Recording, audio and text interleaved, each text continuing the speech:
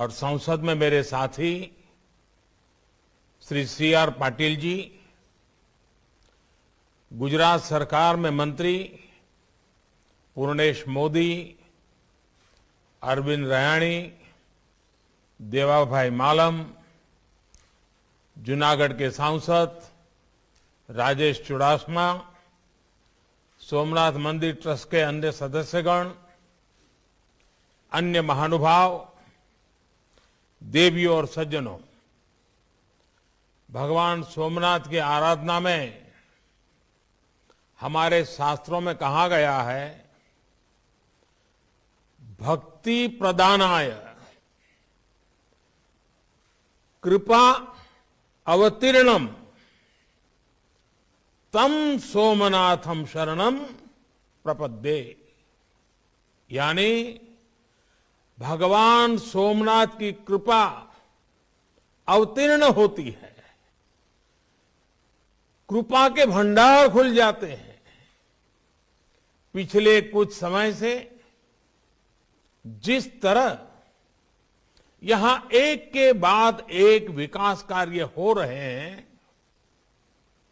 ये सोमनाथ दादा की ही विशेष कृपा है। मैं इसे अपना सौभाग्य मानता हूं कि सोमनाथ ट्रस्ट से जुड़ने के बाद मैं इतना कुछ होते हुए देख रहा हूं। कुछ महीने पहले यहां एग्जीबिशन गैलरी और प्रोमेनाड समेत कई विकास कार्यों का लोकार्पण हुआ था। पार्वती मंदिर की आधारशिला भी रखी गई थी और आज सोमनाथ सर्किट हाउस का लोकार्पण भी हो रहा है। मैं इस महत्वपूर्ण अवसर पर गुजरात सरकार को, सोमनाथ मंदिर ट्रस्ट को और आप सभी को हार्दिक बधाई देता हूं। साथियों, ये जब सर्किट हाउस की कमी एक है, अतिथि गृह वो भी दूर, तो बाहर से आने वालों को ठहराने के लिए मंदिर ट्रस्ट पर ही काफी दबाव रहता था। अब ये सर्किट हाउस बनने के बाद, एक स्वतंत्र व्यवस्था बनने के बाद, और वो भी मंदिर के से कोई ज्यादा दूर नहीं है, और उसके कारण मंदिर पर जो दबाव रहता था वो भी कम हो गया। अब वो अपने मंदिर के काम में ज्यादा ध्यान दे पाएंगे। मुझे बताया गया है कि इस भवन को इस तरह बनाया गया है, यहां रुकने वाले व्यक्तियों को सी व्यू मिले, समुद्र दर्शन होते रहे। यानी लोग जब यहां शांति से अपने कमरे में बैठेंगे तो उन्हें समुद्र की लहरें भी दिखेगी और सोमनाथ का शिखर भी नजर आएगा।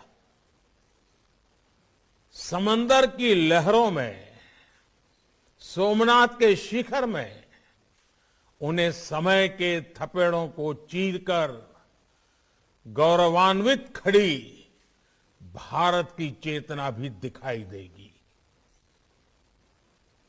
इन बढ़ती हुई सुविधाओं की वजह से भविष्य में दीव हो, गीर हो, द्वारिका हो, बेट द्वारिका हो, इस पूरे क्षेत्र में जो भी यात्री आएंगे,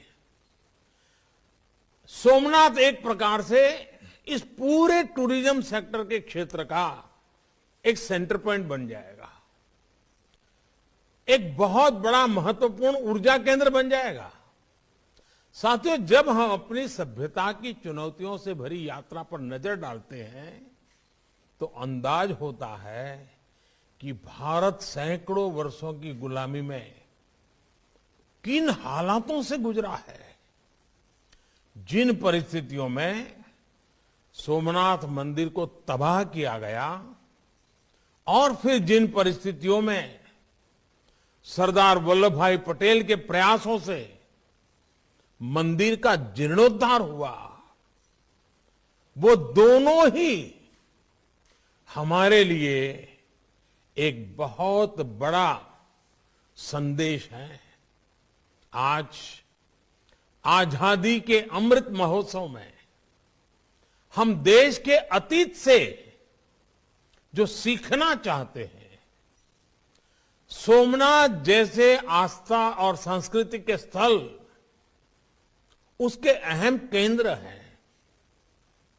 साथियों, अलग अलग राज्यों से, देश और दुनिया के अलग अलग कोनों से सोमनाथ मंदिर में दर्शन करने हर साल करीब करीब 1 करोड़ श्रद्धालु आते हैं। ये श्रद्धालु जब यहां से वापस जाते हैं तो अपने साथ कई नए अनुभव, कई नए विचार,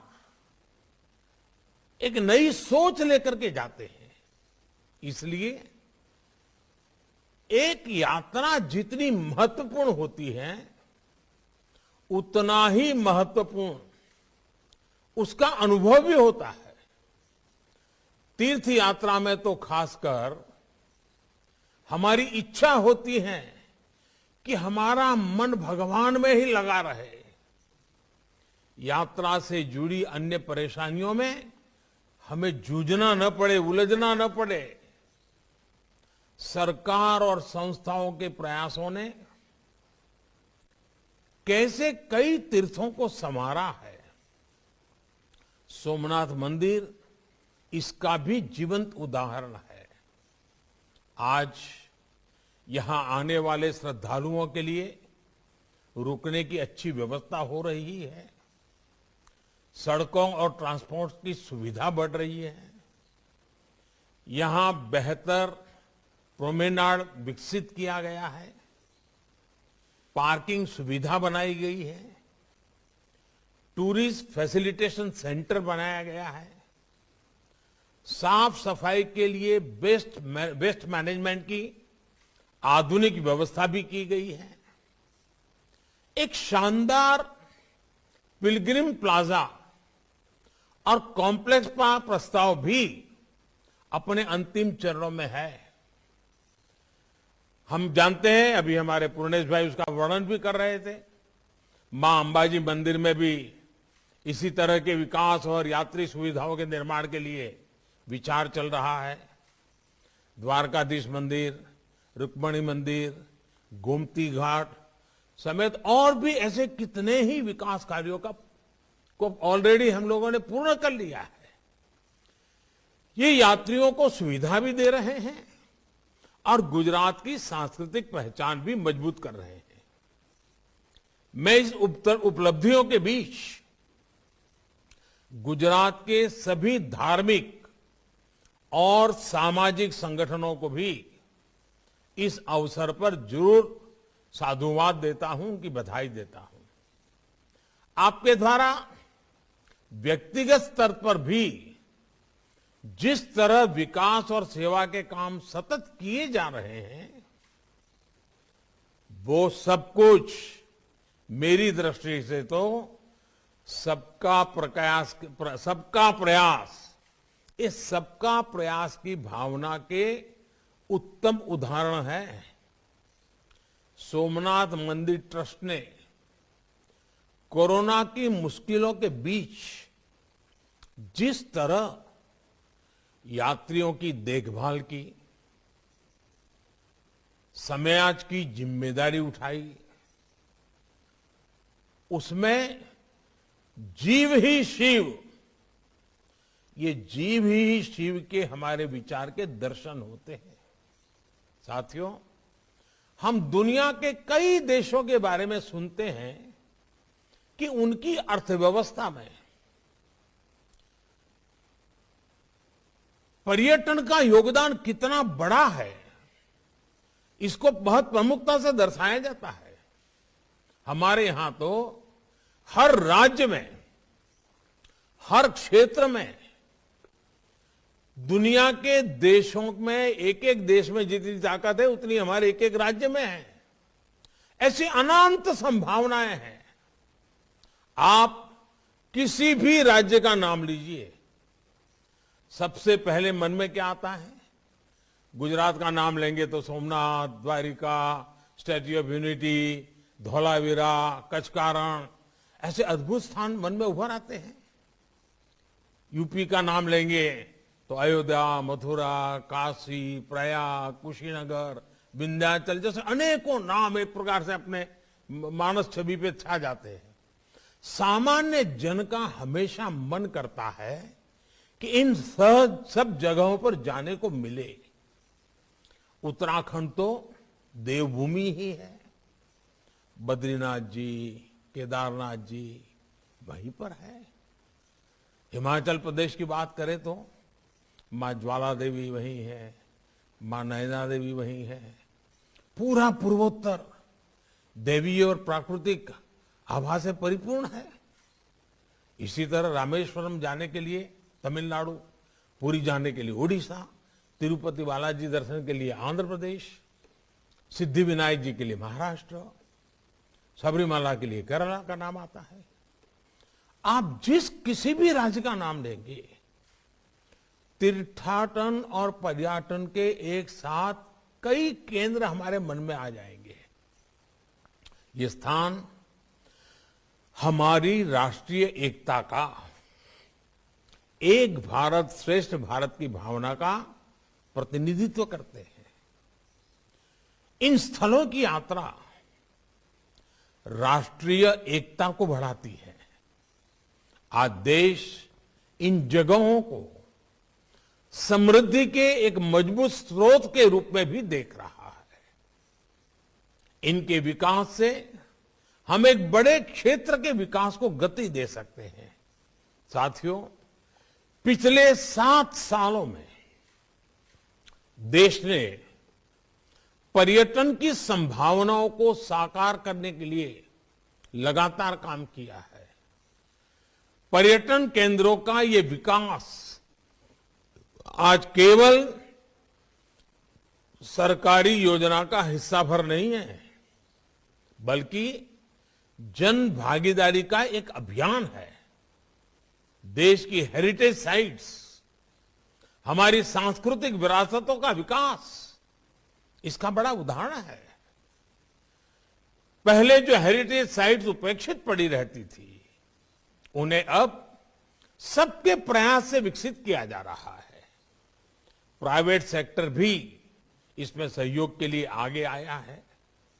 इनक्रेडिबल इंडिया और देखो अपना देश जैसे अभियान आज देश के गौरव को दुनिया के सामने रख रहे हैं, पर्यटन को बढ़ावा दे रहे हैं। स्वदेश दर्शन योजना के तहत देश में 15 थीम बेस्ड टूरिस्ट सर्किट भी विकसित किए जा रहे हैं।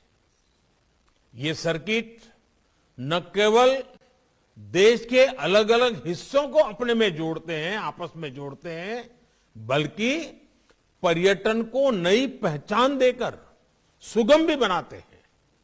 रामायण सर्किट के लिए उसके जरिए आप भगवान राम के जुड़े जितने भी स्थान हैं, भगवान राम के साथ रामायण में जिन जिन चीजों का उल्लेख आता है, उन सभी स्थानों का एक के बाद एक दर्शन कर सकते हैं। इसके लिए रेलवे द्वारा विशेष रेल भी शुरू की गई है और मुझे बताया गया कि बहुत पॉपुलर हो गई है। एक स्पेशल ट्रेन कल से दिव्य काशी यात्रा के लिए भी दिल्ली से शुरू होने जा रही है। बुद्ध सर्किट देश विदेश के पर्यटकों के लिए भगवान बुद्ध के सभी स्थानों तक पहुंचना आसान बना रहे हैं। विदेशी पर्यटकों के लिए भी वीजा नियमों को भी आसान बनाया गया है, जिसका लाभ भी देश को मिलेगा। अभी कोविड की वजह से कुछ दिक्कतें जरूर है, लेकिन मेरा विश्वास है संक्रमण कम होते ही पर्यटकों की संख्या फिर तेजी से बढ़ेगी। सरकार ने जो वैक्सीनेशन अभियान चलाया है, उसमें भी इस बात का विशेष ध्यान रखा है कि हमारे टूरिस्ट स्टेट्स में प्राथमिकता के आधार पर सबको वैक्सीन लगे। गोवा, उत्तराखंड जैसे राज्यों ने तो इसमें बहुत तेजी से काम किया है। साथियों, आज देश पर्यटन को समग्र रूप में होलिस्टिक वे में देख रहा है। आज के समय में पर्यटन बढ़ाने के लिए 4 बातें आवश्यक हैं। पहला, स्वच्छता। पहले हमारे पर्यटन स्थल, पवित्र तीर्थ स्थल भी अस्वच्छ रहते थे।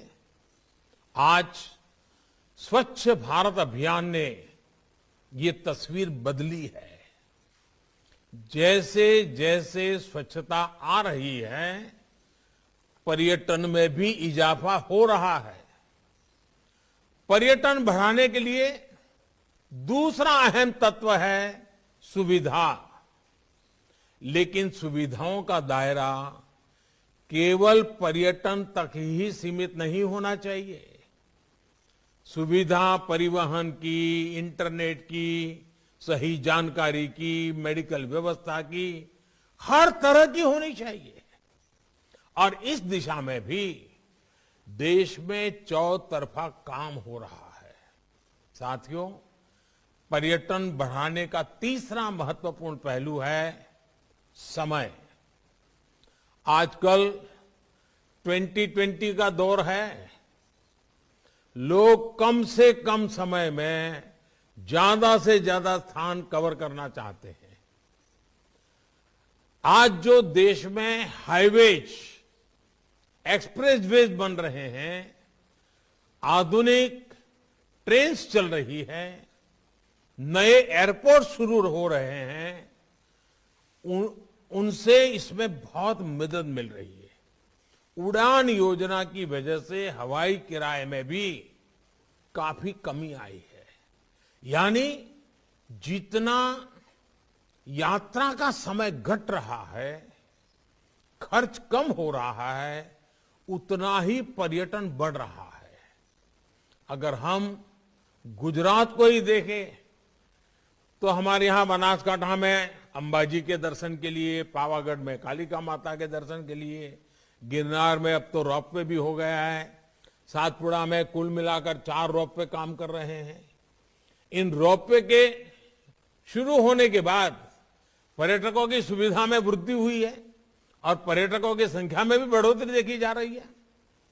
अभी कोरोना के प्रभाव में काफी कुछ रुका हुआ है, लेकिन हमने देखा है कि जब स्कूल कॉलेज को जो विद्यार्थी एजुकेशन टूर पर जाते हैं, उन्हें भी ये ऐतिहासिक स्थान बहुत कुछ सिखाते हैं।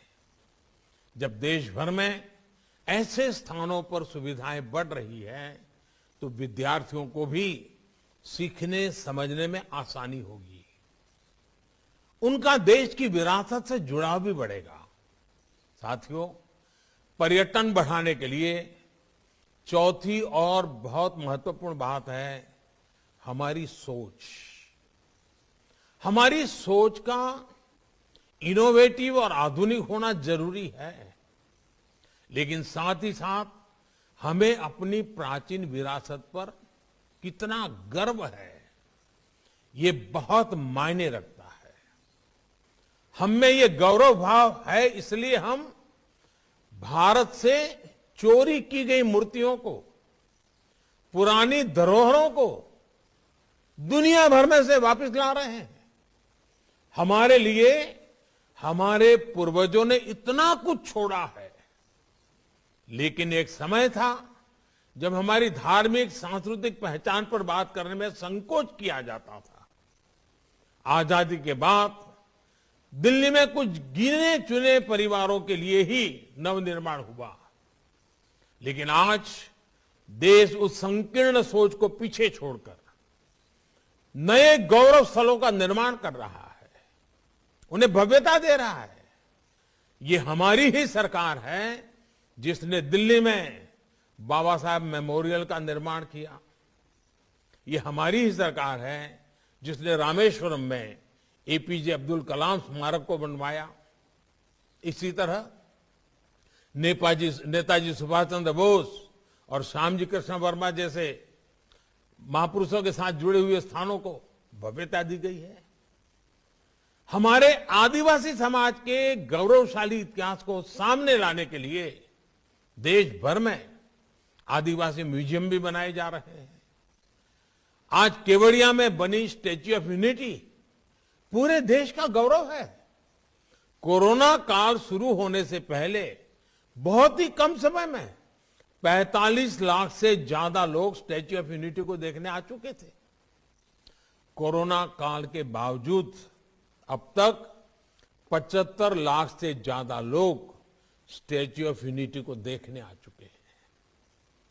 हमारे नवनिर्मित स्थलों का यह सामर्थ्य है, यह आकर्षण है। आने वाले समय में ये प्रयास पर्यटन के साथ हमारी पहचान को भी नई ऊंचाई देंगे।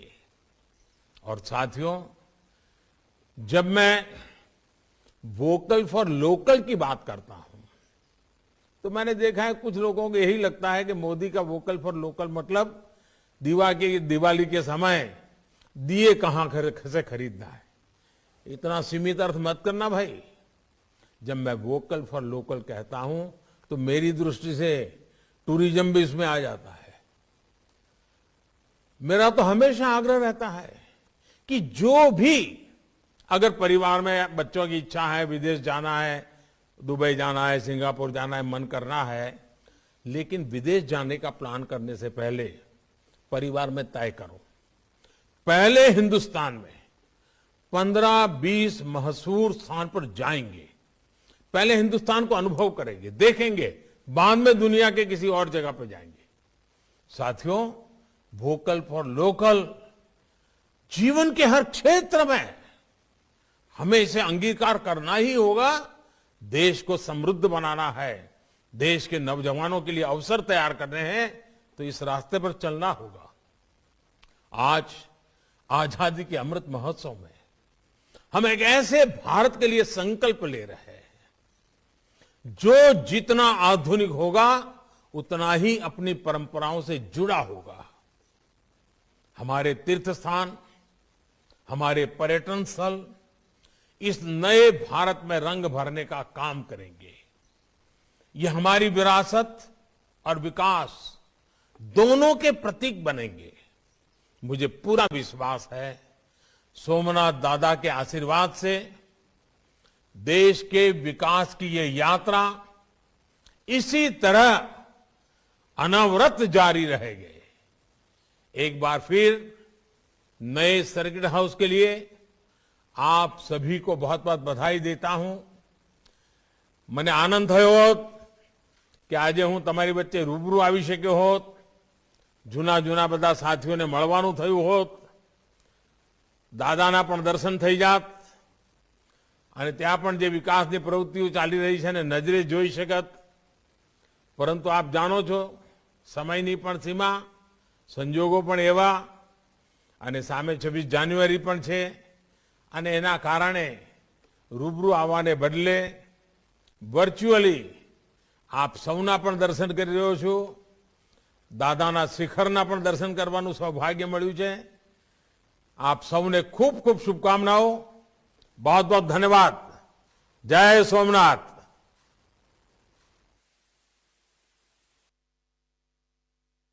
निर्मित सर्किट हाउस અને અતિથિ ગૃહનું અત્યારે ઉદ્ઘાટન કર્યું છે। વર્ચ્યુઅલના માધ્યમથી પ્રધાનમંત્રી નરેન્દ્ર મોદી જોડાયા હતા। સોમનાથમાં 30 કરોડના ખર્ચે આ નવનિર્મિત અતિથિ ગૃહનું નિર્માણ થયું છે, જેનું પ્રધાનમંત્રી મોદીએ વર્ચ્યુઅલી શુભારંભ કરાવ્યો છે।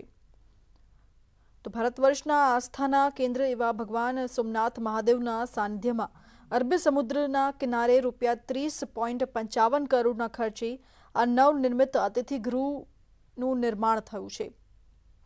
આ પ્રસંગે મુખ્યમંત્રી ભૂપેન્દ્ર પટેલ પણ વિડીયો કોન્ફરન્સના માધ્યમથી જોડાયા હતા। સાથે જ સોમનાથ ખાતે રાજ્ય સરકારના માર્ગ અને મકાન તથા પ્રવાસન અને યાત્રાધામ વિકાસ મંત્રી પૂર્ણેશ મોદી પણ હાજર રહ્યા હતા। તો આનું ઉદ્ઘાટન થઈ ગયું છે। નવનિર્મિત સર્કિટ હાઉસ ખાતેથી અરબી સમુદ્ર અને સોમનાથ મંદિર પરિસરનો નજારો સીધો જ માણી શકાશે।